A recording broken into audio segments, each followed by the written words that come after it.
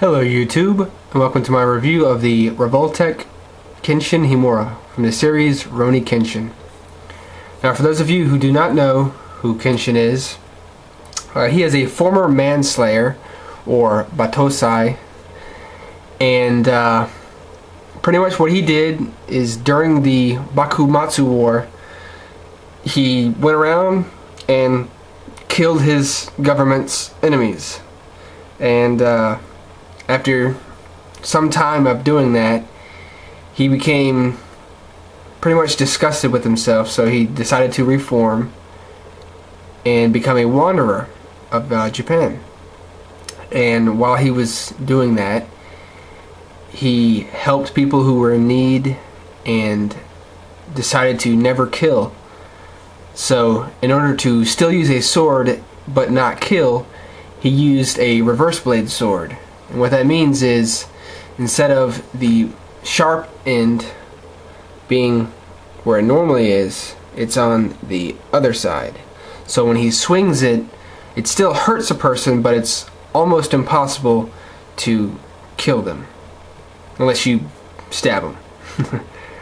So let's get into this review. For head articulation, his head can rotate 360 degrees, but you have to move his hair out of the way. And speaking of the hair, I'll go ahead and give you a little demonstration of his articulation. It's on a Revoltech joint, and it can move side to side and rotate 360 degrees.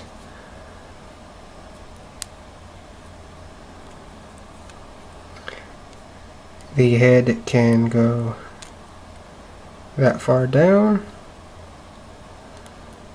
that far up and back, and a little side to side. And since it's probably going to fall off later in the review, I'll go ahead and demonstrate how you change his faces. You just take off the hair, take off his face, and replace it. But I'm just going to put the same one back on him because he's happy he's being reviewed. For waist articulation, the belt is a separate loose piece, so it can freely move around his body. And the Revoltech joint allows him to go down a little bit, go back a little bit, rotate 360 degrees, and if you twisted the joint, he could bend side to side with his body staying in the front. For arm articulation, he has a Revoltech joint in his shoulder, which means he can rotate 360 degrees. Just make sure that the sleeve isn't clipping anything. He has a Revoltech joint in his elbow, which gives him about that much of a bend, about 90 degrees, so not bad. And his wrist can rotate 360 degrees and swivel. For leg articulation, I'm going to go ahead and demonstrate how you get his legs to go forward. What you do is you tuck the belt underneath the pants leg, and it gives him a higher kick. So get about that far out, about that far back. The leg can swivel right here, and just a little bit right there. The knees can bend that far, and it's just a single joint with a cave-in right there. So it looks kind of funky, but once you get his leg bent, it kind of blends in with the pants. Speaking of the pants, on this side you can take the pants leg off and give him a pose where he's sitting on the ground, and it can be flat instead of having his leg up like that because of the pants. So It's a nice little feature they got on his leg right there. And his foot can rotate 360 degrees, twist really, really far because of that joint. Go down and go up a little bit. And what you just heard, like I said, was his hair falling off.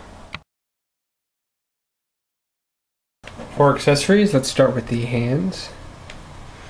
He comes with a left hand to hold the sheath.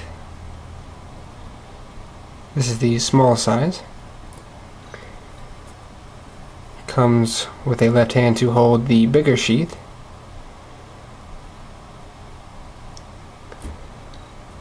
Comes with a hand for the smaller sheath that his thumb is flicking up the sword a little bit out of the sheath to make it easier to grab. And you get the same hand for the larger sheath. And I suppose you could have it like a thumbs up kind of hand. Comes with a left splayed open hand.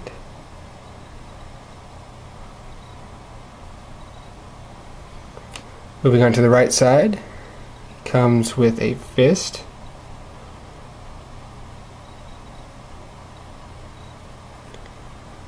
Comes with a sword holding hand.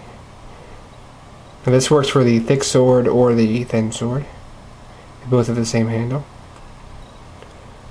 And he comes with a hand that imitates him about to grab the sword out of the sheath. For the faces, he comes with a happy face, looking straight ahead. As you can see, the scar is there. Comes with a serious face, looking to the right. And a serious face looking to the left. Now, comes with two different belts. One small, one big. Now, I suppose you could use this one for the smaller sheath, but I like to use this for when he doesn't have anything at all. He's holding it in his hand. And I use this one for the smaller sheath and the bigger sheath because it just holds it better. And this one, I'm worried that it's going to scratch off some of the paint, so I use this one. It comes with a thin bladed sword, and try to get it to catch the light, but you can see the sharp edge is on the opposite side like it should be.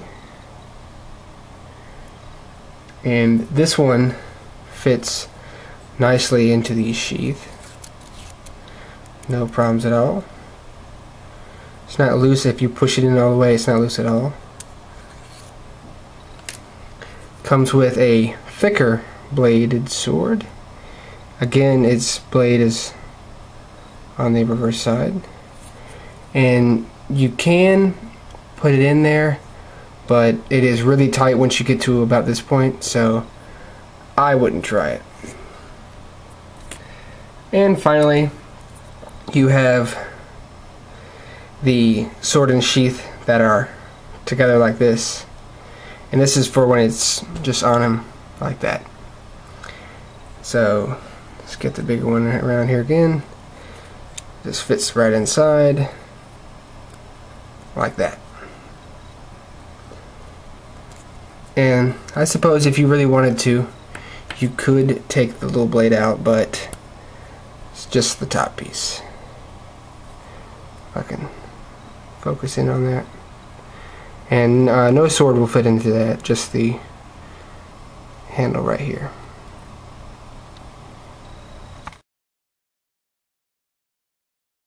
Final thoughts.